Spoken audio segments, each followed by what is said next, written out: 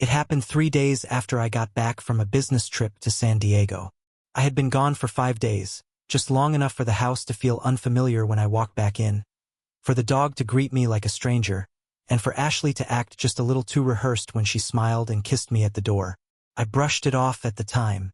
I figured I was just tired. Flights always mess with my head. But the odd thing is how the biggest truths in life don't shout. They whisper. I wasn't looking for anything. That's the part that eats at me.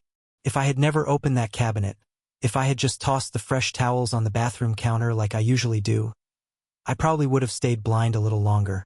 That's the scariest part. How close I was to missing everything.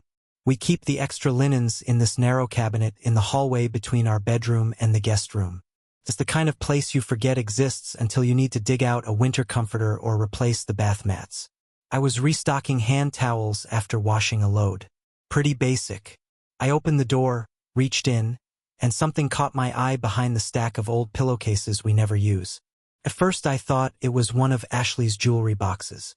She has a few little boxes like that, places where she keeps old earrings or the occasional bracelet. But this one looked new. Black velvet, the kind of box you don't buy for yourself. The kind meant for giving. Curiosity got the better of me. I reached back and pulled it out, along with a folded note card tucked beneath it. My stomach dropped before I even opened the thing. Something about the way it was placed, not quite hidden but not quite visible either, set off alarm bells. I opened the box. Inside was a men's ring. Thick, gold, heavy.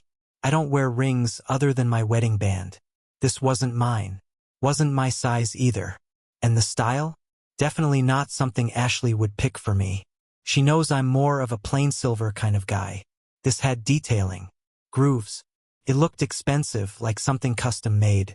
That's when I unfolded the card. The handwriting was tight and clean. Feminine. Soon. Everything will be ours. No name. No date. No context. Just that line. I just stood there, holding it, staring at that stupid sentence over and over again like it would suddenly make sense if I blinked enough times. Who the hell was we? And what did they mean by ours? I sat down on the bed and stared at the box. My first instinct wasn't even rage, it was confusion. Then a sickening calm settled in. The kind that comes right before a storm. I didn't want to jump to conclusions. I didn't want to be that guy. But every cell in my body was screaming that I had just stumbled into something I wasn't meant to find. Ashley got home about an hour later. She was all smiles and small talk, asking how my flight was, if I wanted Thai food for dinner, talking about her day like nothing had shifted. And maybe for her, nothing had. Maybe she thought I'd never open that cabinet. Maybe she didn't even remember putting the box there. But I did. When we sat down to eat, I brought it up as calmly as I could. Hey, I said, stabbing at my noodles. I was putting away towels and found a small black box behind the pillowcases. It had a ring in it. Her chopsticks froze mid-air, just for a fraction of a second. Not long enough for someone unfamiliar to catch it. But I saw it. Oh, she said, and smiled like I had just mentioned we were out of ketchup. That's a gift. For my boss. His wife's throwing a surprise anniversary party next month. I told her I'd help out. I was gonna wrap it this weekend. I didn't say anything right away. I just nodded, took a sip of water, waited. She kept smiling, didn't even blink. Her tone was casual, like this was the most boring Tuesday night topic imaginable. Then she added, "You're overreacting again, babe. Don't go detective on me." That was the kicker. That word, again. Like this was something I did regularly. Like I had a history of snooping or being paranoid. I didn't. I've never gone through her phone. Never questioned where she was. I've always trusted her. Always. But now she was trying to flip the script. Make me feel like I was the one being irrational for asking about a men's ring with a cryptic love note hidden in our house. She had the nerve to laugh a little, even. I mean, come on, she said, waving it off. What? You thought it was for someone else? I wanted to scream, yes, I think it's for someone else. I wanted to demand names, receipts, proof that this was just a misunderstanding. But instead, I just gave her a tight smile. Got it, I said. Makes sense. That's when something shifted in me. I knew I couldn't confront her directly, not yet. If she was lying, and I was almost certain she was, pushing her too hard too soon would just drive her deeper into denial or give her time to cover her tracks. So I nodded. Let her think she'd talked her way out of it. And from that moment on, I started paying attention. I noticed how her voice got higher when she lied, not by much, but enough. I noticed how her hands would grip her phone just a little tighter when she texted near me. I started clocking the exact times she said she was working late and who she claimed to be with. I paid attention to the pauses in her stories, the little inconsistencies, the way she'd casually name-drop the same coworker 3 times in one conversation like she was planting something. And even though she didn't know it yet, everything had changed. The trust that once lived comfortably between us, like an old pair of shoes, worn but reliable, was gone.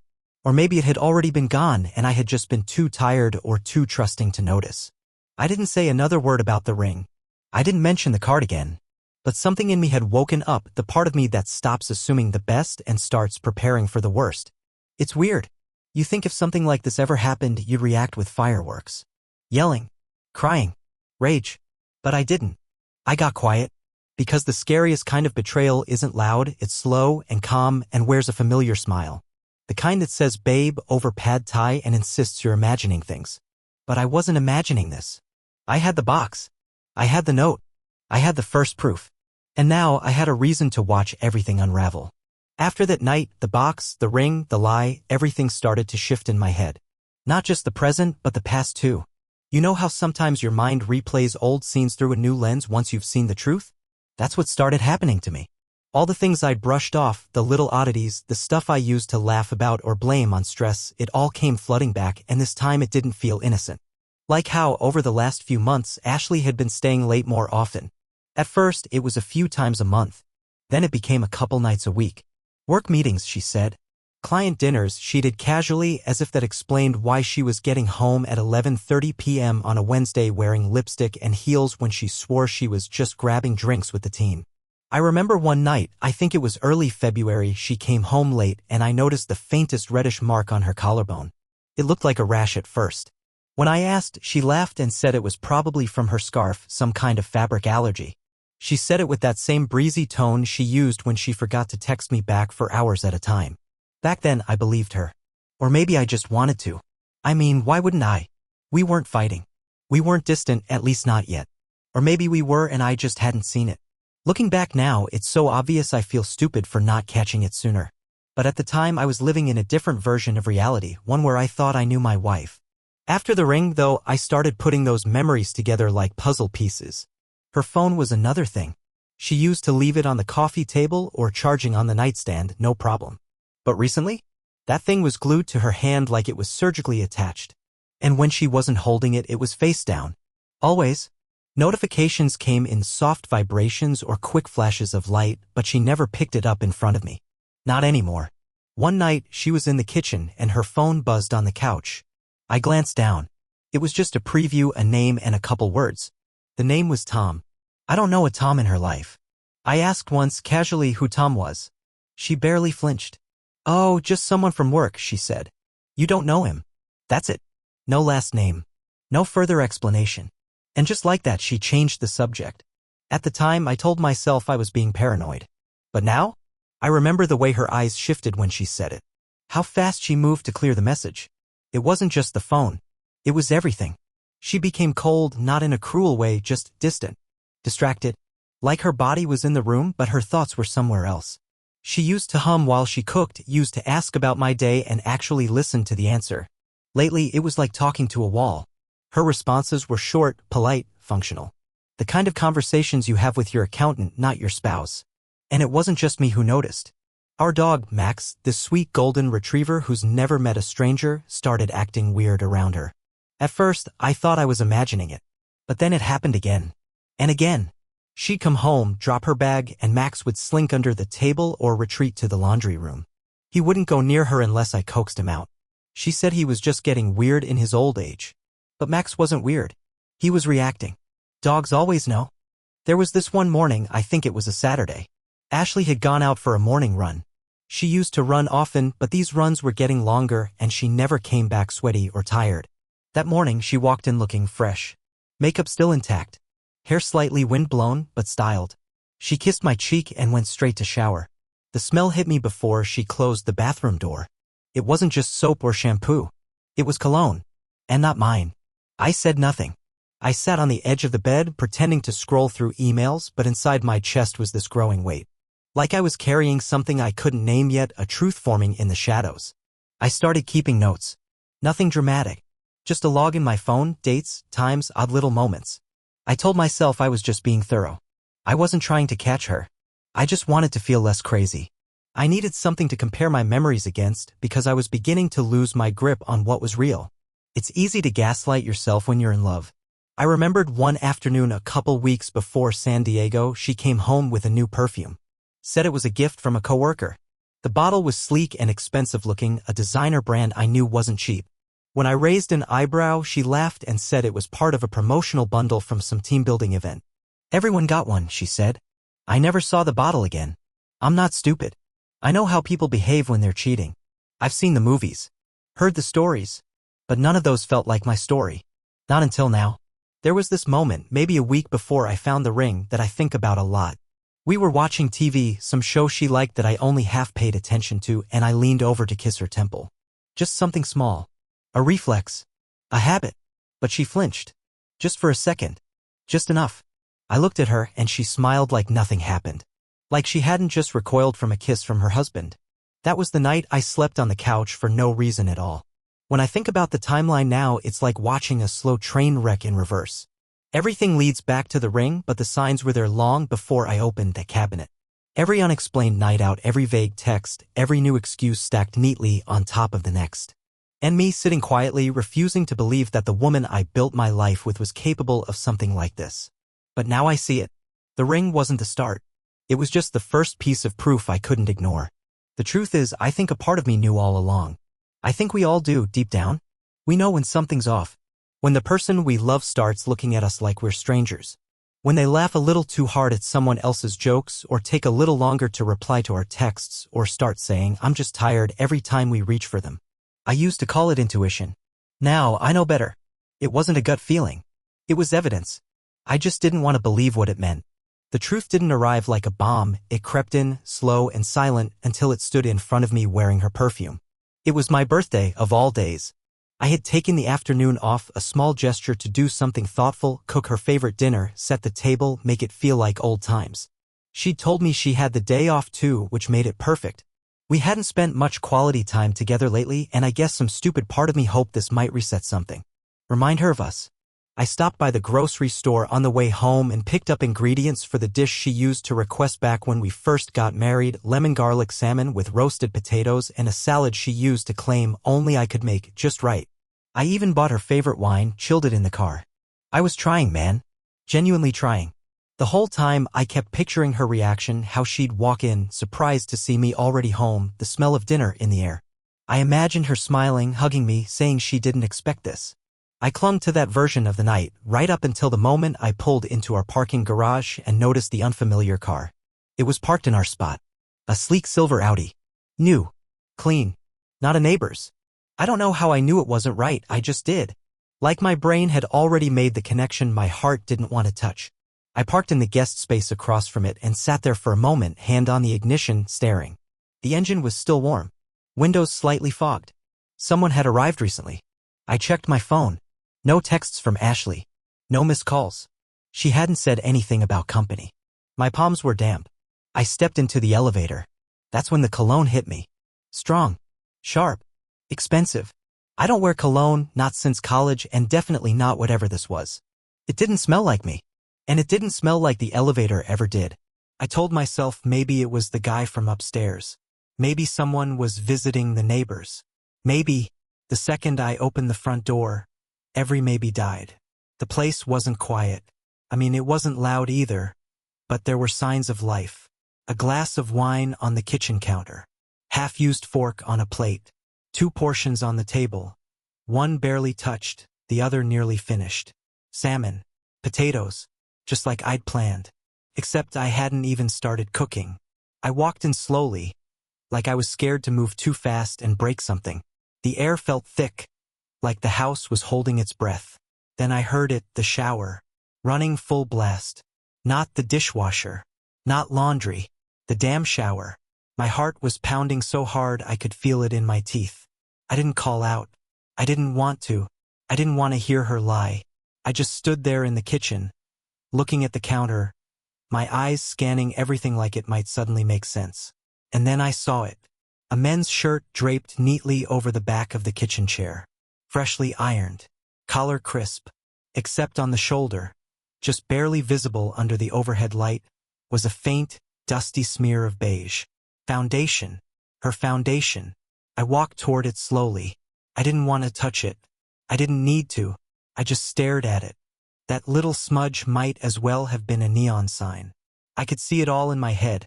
Her arms around him, face pressed to his neck, her makeup rubbing off as she leaned in, laughed, whispered something in that voice she used to save for me. I didn't wait for the water to stop. I didn't check to see if it really was a man in there with her. I didn't need confirmation anymore. I had it. The note in the linen cabinet. The cologne. The texts. The dog. The silence. The shower. The shirt. I'd ignored every red flag until the house was painted with them. So I walked out. Didn't say a word. Didn't slam the door. Just grabbed my keys and left. I didn't even know where I was going. Just that I couldn't stay. My body moved on autopilot. Down the stairs. Out the door. Into the car. I remember gripping the steering wheel so hard my knuckles cracked. I couldn't breathe. Couldn't think. The city passed in a blur. Red lights, green lights, people walking their dogs, laughing outside bars. All of it looked like another universe. I don't even remember how long I drove. Maybe an hour. Maybe 2.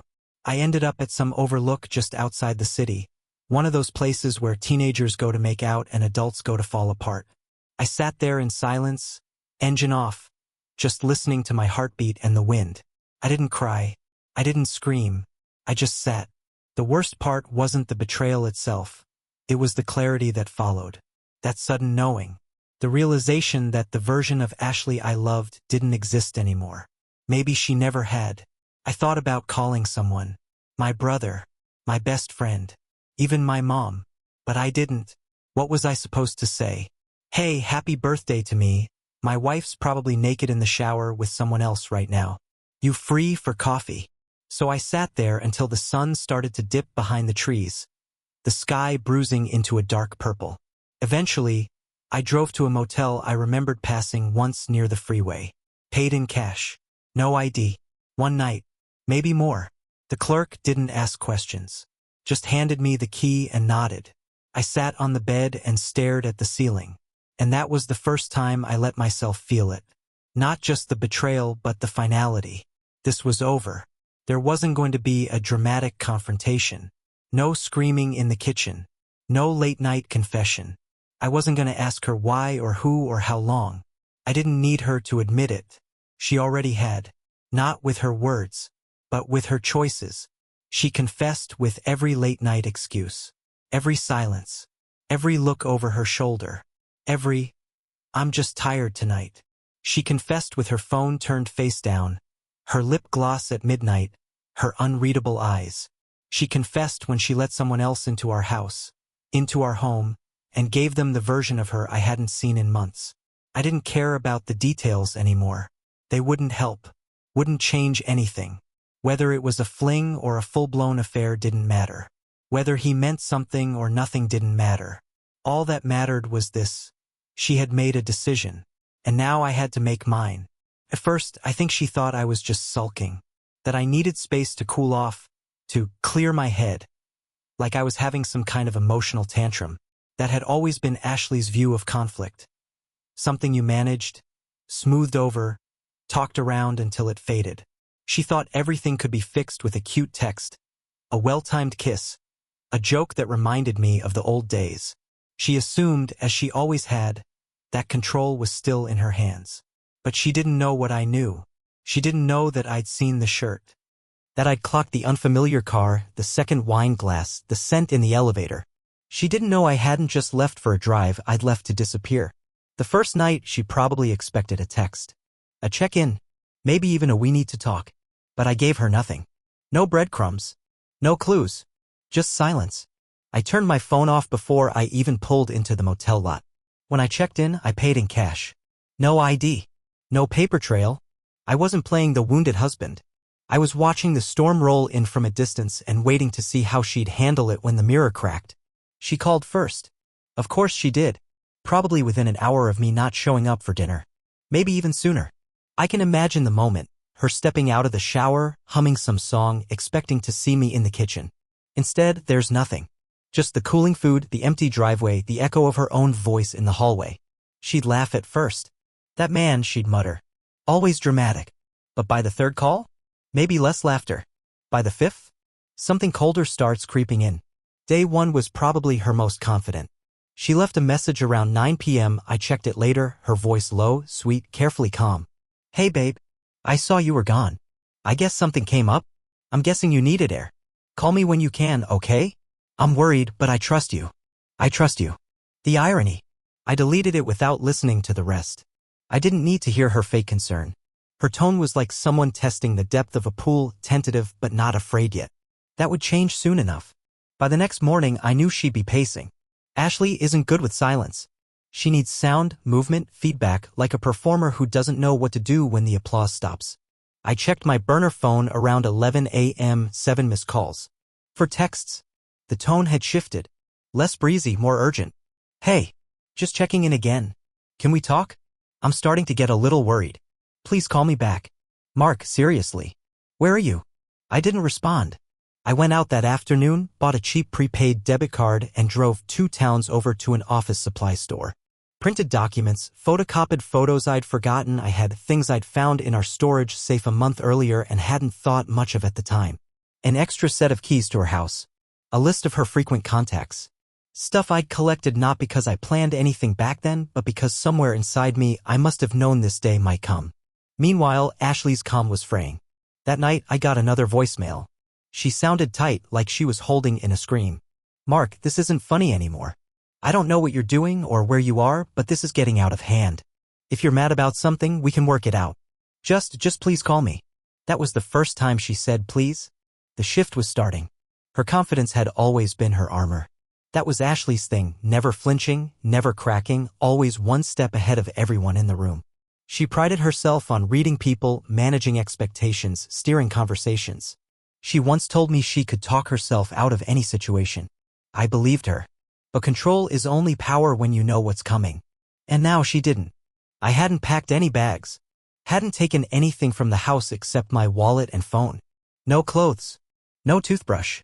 My laptop was still on the kitchen table. My wedding ring still in the dish by the sink. To her, it must have looked like I'd stepped outside and evaporated. And that unknown, the space where I used to be, was driving her mad. By day 2, the texts weren't sweet anymore. They were frantic. Demanding. Then apologetic. Then frantic again. Why are you doing this? I just want to talk. Please. Just talk to me. If this is about the other night, we can fix it. You're scaring me. Then finally, late that night. Mark. I don't know where you are. Please. I'm really worried. I'm sorry. I just want to fix this. Whatever you think happened, please come home. Whatever you think happened. That line told me everything. Even now, she was trying to twist the narrative. To turn my certainty into suspicion. To plant doubt in the thing I'd seen with my own eyes.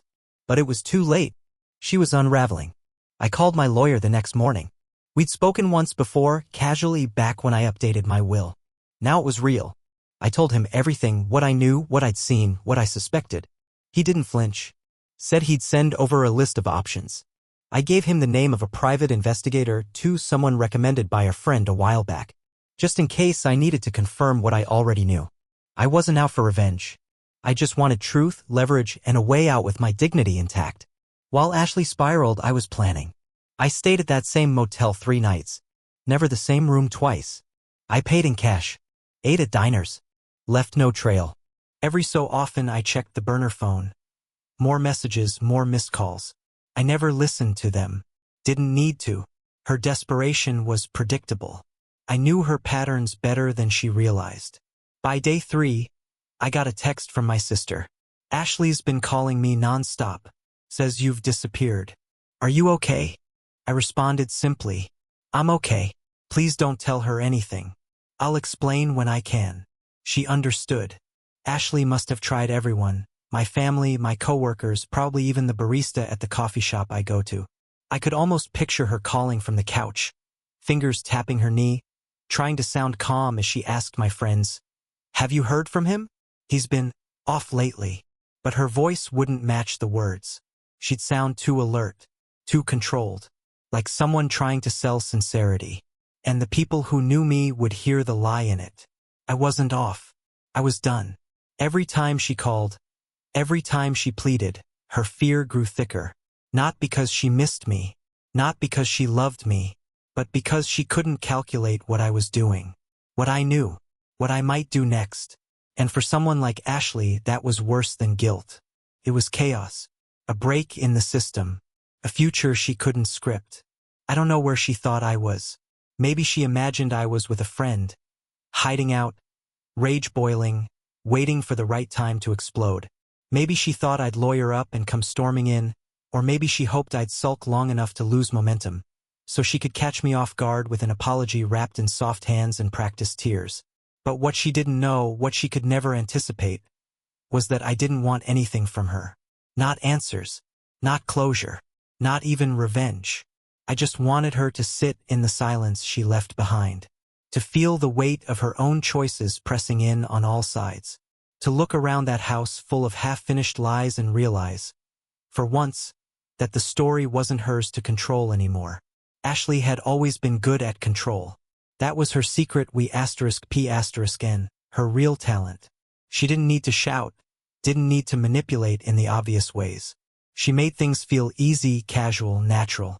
You never realized you were being directed until you looked back and wondered how everything always ended up on her terms. For a long time, I thought it was a strength. She handled our schedules, made sure bills were paid, chose the restaurants, planned the vacations. Felt efficient, helpful, like she cared enough to carry the details. But now I saw it for what it really was, her way of building a world she could manage. Curate, bend. Everything had to go according to the story in her head. And when it didn't, she adjusted the narrative, not the reality. But what happens when the person you're trying to control stops playing along? She never prepared for that. By the fourth day of silence, the mask started slipping. I could feel it even from a distance. Her voicemails were longer now, less composed. No more calm phrasing. No more smooth openings like, "Hey, it's me." Instead, they started raw. "Mark, I don't know what's going on anymore. You've been gone for days. I'm scared. Not worried. Not confused. Scared." That word mattered. Ashley didn't get scared. Not the real kind. Not the kind that comes from losing control. She could fake fear for sympathy, sure. But real fear? That meant something was slipping. Something she couldn't spin.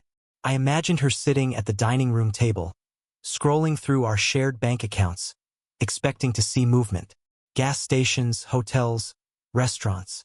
Anything. But I hadn't used them. Not once. I'd withdrawn a few $100s in cash before leaving, then left the cards untouched. To her, it probably looked like I'd vanished off the face of the earth, with no warning, no explanation, and no financial trail to follow. That must have kept her up at night. She checked the house, I'm sure. My clothes were still in the drawers. My toothbrush still in the cup by the sink. My sneakers by the front door. To the untrained eye, it would have looked like I just stepped out for a walk and never came back. But the emptiness was too quiet to ignore. No notes. No bags packed. No voicemail left. Just the sudden void where a husband used to be. And that silence, my silence, was her unraveling.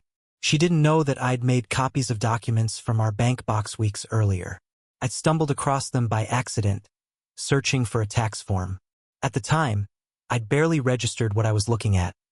Account statements, a rental agreement for a storage unit I didn't recognize, emails between her and someone named EK about wire transfers. She claimed it was just work-related, a side project for a client. I hadn't asked further. I should have. But now I'd gone back and made copies of everything. Quietly, carefully, no confrontation, just insurance. I also made a stop at a lawyer's office outside town. A friend of a friend. Someone who specialized in situations like this. We talked for over an hour. I laid everything out, the affair, the suspicions, the evidence, the disappearance. He didn't react. Just took notes, nodded occasionally, asked sharp, simple questions. Then he slid a packet across the desk. "When you're ready," he said. "You've already done most of the hard part." Ashley didn't know about that either. She didn't know that while she was sending me her 8th "Where are you?" message, I was sitting in a quiet office signing papers that could end everything. And that, I think, is when her fear became something deeper. Not just panic, but doubt. Doubt that she had the full picture. Doubt that she could fix this with one more apology or a teary confession. I'd removed her biggest P*N certainty. She'd spend our whole relationship knowing exactly where I stood. I was steady, predictable, loyal to a fault. The kind of man who didn't walk away from a fight even if I was the one bleeding. And now suddenly she didn't know anything. Not where I was. Not what I was thinking. Not who I talked to or what I might have discovered. That fear started to bleed into everything she did. From what I heard later, from a mutual friend who worked in the same building, she missed work that week. Canceled meetings. Said she was sick, though nobody believed it. Showed up one day in sunglasses and didn't talk to anyone. Spent half an hour locked in her office before leaving early. She looked like a ghost, the friend told me, not realizing I already knew why. I could imagine it. Her sitting in her car, staring at the steering wheel, wondering if I was coming back, or if I'd already started tearing our life apart behind the scenes. She probably pictured lawyers, investigators, maybe even revenge. She wouldn't be able to guess what move I was making next, and that terrified her more than anything I could have said out loud. I hadn't touched our shared savings. Hadn't changed any passwords. I left everything exactly as it was. That's what made it worse. If I drained the account or packed my bags, she could have told herself a story. Painted me as the irrational one. The one who overreacted or walked away without trying. But the stillness? The non-action? That was deliberate. And it drove her insane. Because silence doesn't come with a narrative. It just leaves you with your own guilt screaming in your ears. I know how her mind works. She would have scoured the house for signs, my laptop, my journals, letters, anything that might hint at a plan. She probably opened every drawer, reread every email, checked the trash for shredded documents, went through old texts to find the exact moment I started pulling away. She wouldn't have found much. Just emptiness. That was the point. I didn't need to scream or make a scene. I didn't need to throw things or call her names. I just let her sit in the space she created, the space where trust used to live, where comfort once existed. I left her there with her own echoes and the growing realization that she didn't know me as well as she thought. Control was her compass. Without it, she was lost. One evening, sometime around day 5, she left a voicemail I listened to in full. "Mark, I'm sorry. I don't know what else to say. I know you think I've been lying. Maybe I have. Maybe I didn't know how bad things had gotten. But I'm scared. Not of you. Of what I've done. Of what you're going to do. I'm scared that maybe this really is the end. Please don't let it be." There it was. The thing she never allowed herself to say. Maybe this really is the end. That admission, those words, meant more than any tear she could shed. Because for once, Ashley wasn't trying to fix anything. She was finally admitting she might have broken it beyond repair. And the best part? I didn't have to say a word. Even though I was gone, I knew exactly what was happening. She wasn't at work. My sister texted me, said Ashley had called her 3 times in a single morning asking vague questions like if I'd been acting strange lately or talking to anyone about our marriage. She was searching, clawing for any thread that made sense. She checked our joint account. Still untouched. My phone still off. My things still in place. And yet I was nowhere. That uncertainty? It ate her alive. She couldn't be sure if I was gone for good or planning something. A lawsuit. A confrontation. Exposure. All she had was silence, and for someone like Ashley, that's the loudest threat of all. She tore the house apart, probably. Looking for notes, letters, hints of where I'd gone. But I'd left behind nothing. Not out of carelessness, by design. I wanted her to feel what I'd felt, that awful emptiness when something familiar is suddenly unfamiliar. When someone who was always there suddenly isn't. No explanations. No closure. Just absence. She thought she could control me with charm, guilt, or confession. But you can't charm silence. You can't manipulate what won't speak. And as the days passed, the silence grew heavier until it started crushing everything she built. Her birthday came and went without a word from me. No text. No call. No flowers at the office. I imagine she waited, maybe even convinced herself I'd show up, dramatic and forgiving, ready to talk. But I didn't. Instead, I stayed in Oregon where no one knows my name. I work early mornings at a small fishing station off-grid, anonymous. There's peace in the repetition. In being unknown. She stayed behind in the city in the same apartment full of memories. Now she calls daily. At first, it was to explain. Then it turned to begging. Lately, she doesn't even say anything, just sits in silence, hoping to hear my breath on the other end. But I never answer. I'm not hiding anymore. I'm just gone. She used to own every room she walked into. Now she sits alone in the house she betrayed, haunted by the same silence she once used to dodge the truth. I don't need revenge. She's already living it.